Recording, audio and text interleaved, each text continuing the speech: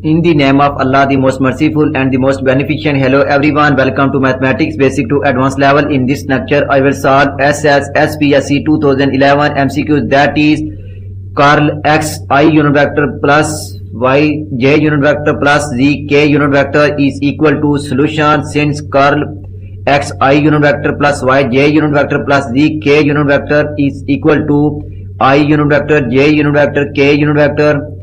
So partial over partial x, partial over partial y, partial over partial z, x, y, z, I unit vector into partially differentiate with respect to z, y with respect to z.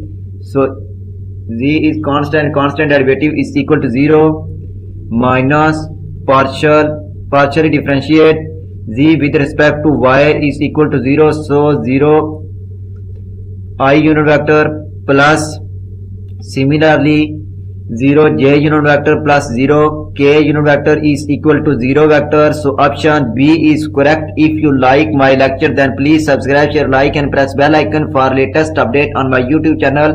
Thanks for watching my YouTube lecture. Okay, Allah Hafiz.